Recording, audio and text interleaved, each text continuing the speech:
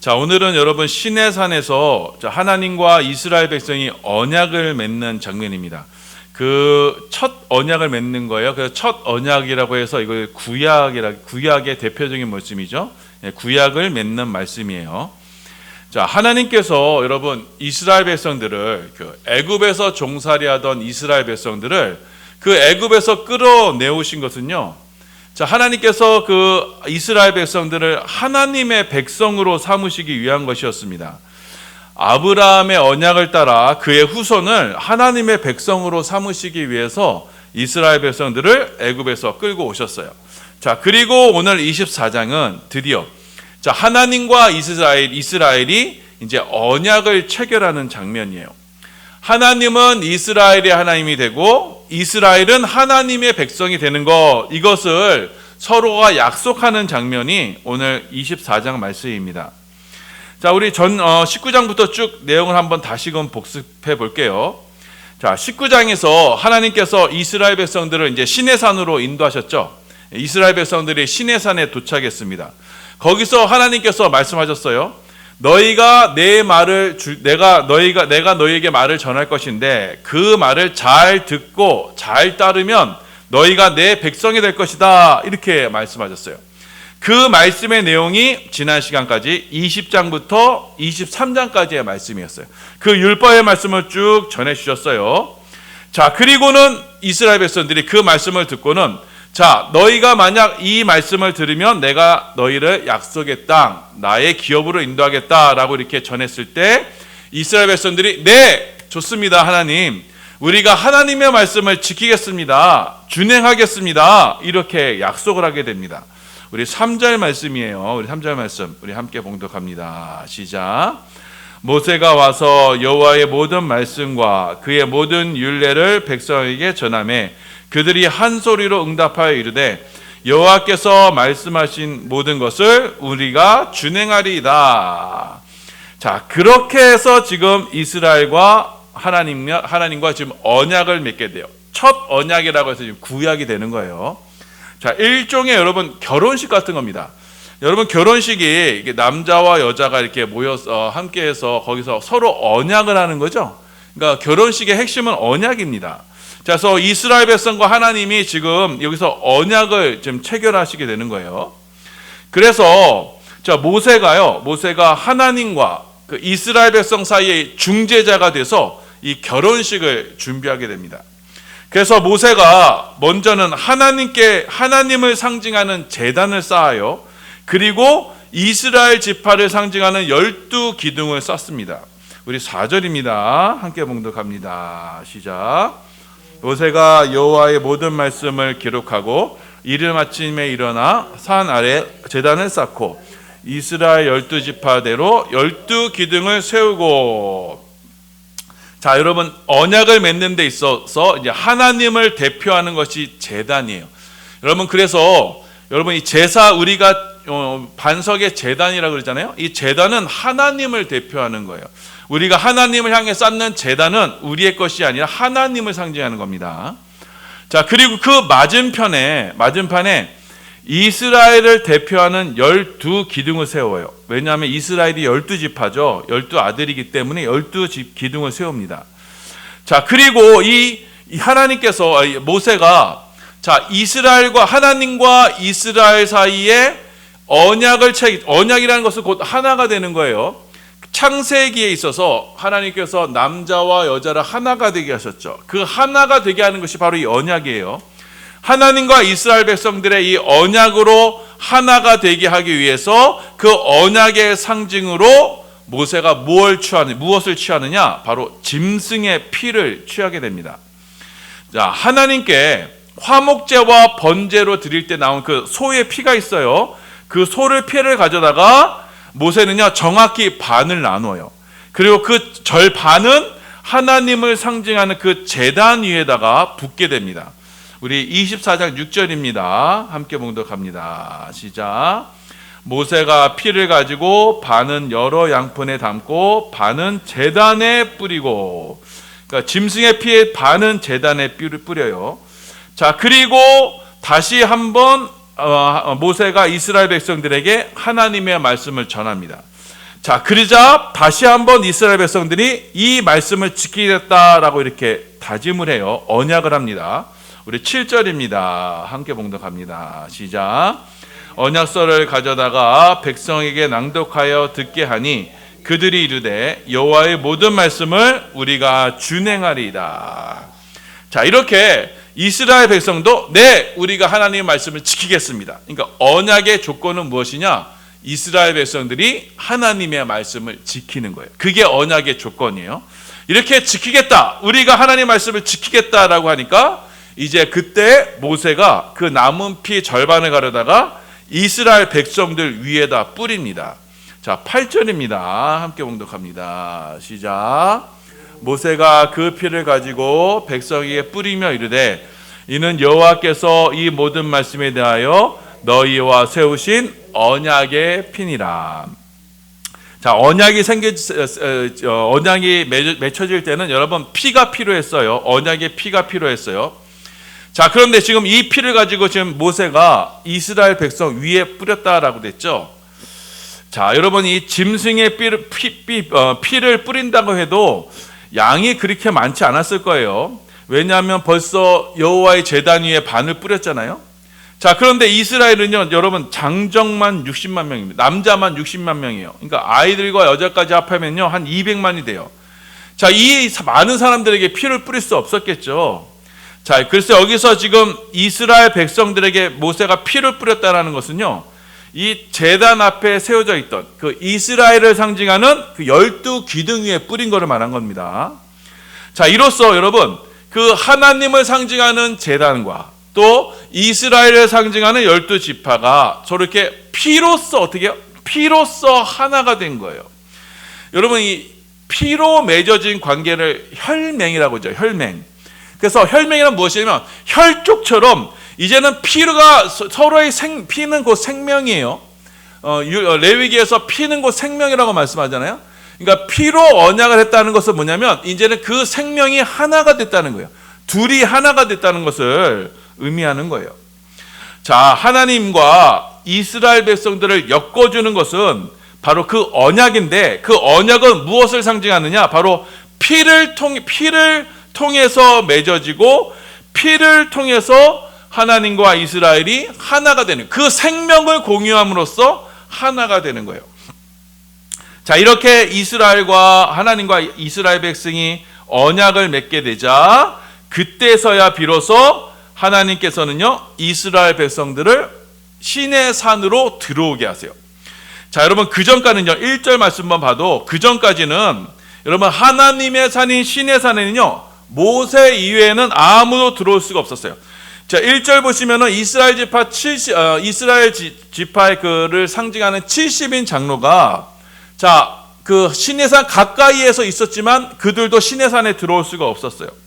자, 그런데 하나님과 이스라엘이 이 피로써 언약을 맺고 난 후에는 그 이스라엘을 대표하는 그 70장로들이 이제는 신의 산에 올라갈 수 있게 됩니다. 그리고 하나님 앞에 나아갈 수 있게 되어 그 하나님 앞에서 식탁의 교제를 나누게 됩니다. 자, 출애굽기 24장 9절에서 11절입니다. 함께 봉독합니다. 시작. 모세와 아론과 나답과 아비후와 이스라엘 장로 70인이 올라가서 이스라엘의 하나님을 보니 그의 발 아래에는 청옥이 편듯하고 하늘같이 청명하더라. 하나님이 이스라엘 자손들의 존귀한 자들에게 손을 대지 아니하셨고 그들은 하나님을 뵙고 먹고 마셨더라. 이렇게 돼 있어요. 자, 원래 여러분 죄인인 인간은 하나님 앞에 나아갈 수가 없어요. 하나님의 기업인 신의 산으로 들어갈 수가 없어요. 하나님 앞에 들어서게 되면 죽을 수밖에 없습니다. 자, 그런데 언약의 피로 이 하나님과 하나가 된 이스라엘 백성들은 이제 하나님 앞에 나아가서 하나님과 먹고 마시는 이 친밀한 교제를 나눌 수 있게 되는 거예요. 하나님과 함께 모여 하나님을 뵙고 먹고 마셨다라고 되어 있잖아요. 자, 그런데 여러분 이때 먹고 마신 건 무엇이었을까요? 바로 직전에 바로 그 피로써 드려지는 그 짐승을 잡았죠. 희생, 번제와 화목제로 드린 그 짐승을 이때 올라가서 함께 나누어 먹게 된 겁니다. 자, 이렇게 하나님은 그 하나님과 언약을 맺은 하나님의 백성을 이제는 하나님의 기업으로, 하나님의 품으로 인도해 오세요. 자, 그런데 하나님께서 이 70인의 장로들을 뭐라고 부르세요? 11절에 보면은 하나님이 이스라엘 자손들의 존귀한 자들. 자, 여기서 존귀한 자들이라는 말은요, 히브리어로 아찔이란 단어인데, 이거는 불리하다, 거룩하게 하다라는 뜻에서 나왔어요. 그래서 여기는 존귀한 자들이란 것은 거룩한 자들, 곧 성도를 말하는 거예요. 자, 하나님께서는 이 자들을, 그러니까 이스라엘 대표하는 이 70인들을 거룩한 자들이다, 존귀한 자들이다, 성도다라고 이렇게 부르시는 겁니다. 왜냐? 하나님과 언약으로 피를 맺은 이들은 하나님 앞에 나올 수 있게 된 자들이고, 하나님 앞에 나온 자들은 곧 존귀한 자들이 되는 거예요. 곧 성도들이 되는 거예요. 하나님 앞에 나왔기 때문에, 하나님과 이미 교제를 누리고 있기 때문에 이들은 하나님의 백성이 됐기 때문에 아주 존귀한 자들이 되는 겁니다. 여러분, 세상에서도 마찬가지죠. 누가 이 청와대에 근무한다, 누가 법원에 근무한다라고 하면요, 그 사람을 좀 달리 취급하잖아요. 자, 그렇듯 하나님은요, 지금 하나님의 존전에서 하나님과 식사하는 사람을요, 아주 특별하게 취급하셔서 이 사람을 존귀한 자라라고 이렇게 여겨주시는 거예요. 자, 여러분, 이것이 바로 하나님께서 성도에게 베푸시는 은혜이자 특권인 것을 여러분 믿으시길 바랍니다. 하나님은 하나님의 백성들을 그의 언약의 피로 부르시고 하나님과 함께 교제하게 하시고 누리게 하심으로써 그들을 존귀한 자로 세우시는 거예요. 이것이 바로 구약의 첫 언약에서 이루어졌던 일이에요. 자, 그런데 여러분, 이 구약의 첫 언약은요, 완전하지가 못했어요. 얼마 가지 못해 깨지고 맙니다. 왜냐하면 32장 가면요, 이스라엘 백성들이 그 금송아지를 만들어요. 그래서 하나님의 언약을 어깁니다. 여러분, 이 언약의 조건, 첫 언약의 조건은 뭐였어요? 너희가 내 말을 잘 들어야 된다. 내 말을 지켜야 된다는 거예요. 지키지 못하면요, 언약이 깨지는 거예요. 근데 이스라엘 백성들이 지켰어요, 못 지켰어요? 지키지 못했어요. 그래서 구약은 깨진 거예요. 여러분, 그래서 옛 언약은 깨진 거예요. 자, 이 말씀을 통해 하나님께서 우리에게 무엇을 보여주시고자 하냐면, 첫 언약의 효력은요, 연구하지 못하다. 사람은 그 율법의 말씀을 지킬 수 없다. 하나님의 언약의 말씀을 지킬 수 없다라는 걸 우리에게 보여주세요. 그럼으로써 우리가 하나님의 백성이 되기 위해서는 새 언약, 옛 언약과 다른 새 언약이 필요하다는 것을 우리에게 말씀하시는 겁니다. 왜냐하면 사람의 힘으로는 하나님의 말씀을 지킬 능력이 없고, 그래서 율법으로는 하나님의 존전에 영원히 거할 수가 없는 거예요. 그래서 하나님께서 오늘 말씀을 통해서 우리에게 보여주시고자 하는 것은 하나님과 언약을 맺은 이 백성, 하나님의 백성이 어떠한 은혜를 누리게 되는가라는 것을 보여주심으로써 이 첫 언약 구약이 효력을 다하게 되는 거예요. 하나님과 언약을 맺은 백성들은 이렇게 하나님 앞에서 거룩한 자가 되고 존귀한 자가 되고 성도가 되어서 하나님과 함께 은혜를 누리게 된다라는 것을 이 우리 가운데 보여주시게 된 것입니다.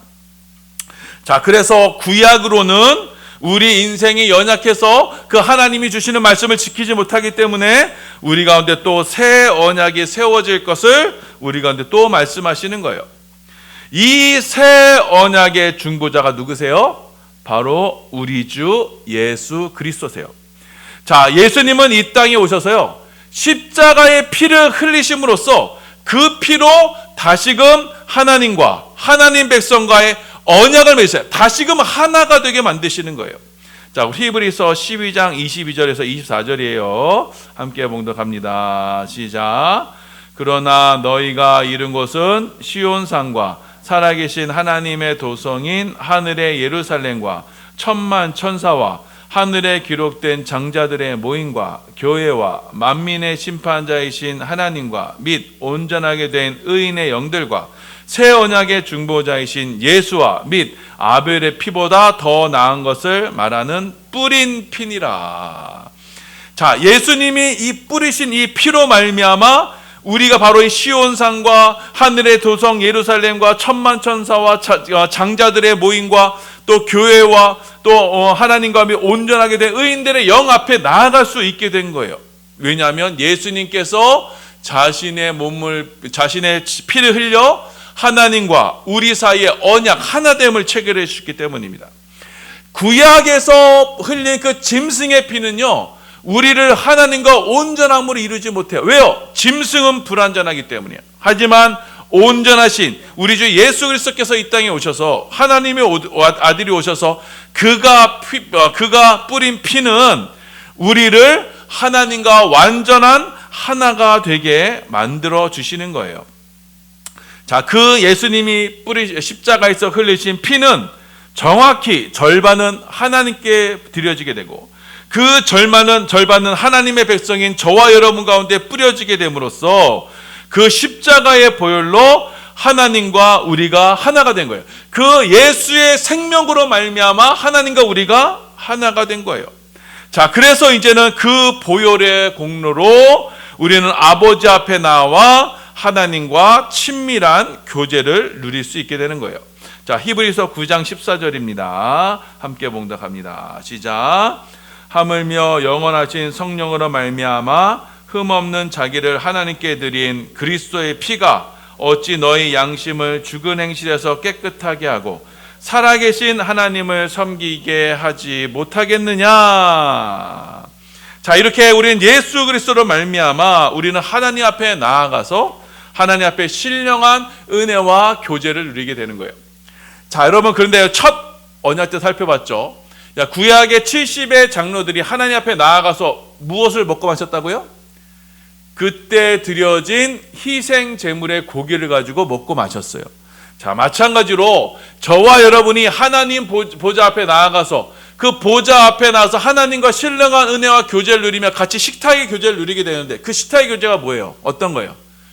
우리가 때는 성만찬의 양식, 그 예수 그리스도의 몸과 그 살과 피를 누림으로써 하나님 아버지 앞에서 신령한 교제를 누리게 되는 겁니다. 이처럼 예수의 보혈이 우리를 하나님의 전으로 이끌고 그 하나님의 전에서 우리는 하나님과 신령한 은혜와 교제를 나누게 되는 겁니다. 우리 히브리서 10장 19절에서 20절입니다. 함께 봉독합니다. 시작. 그러므로 형제들아 우리가 예수의 피를 힘입어 성소에 들어갈 담력을 얻었나니 그 길은 우리를 위하여 휘장 가운데로 열어놓으신 새로운 살 길이요 휘장은 곧 그의 육체니라. 아멘.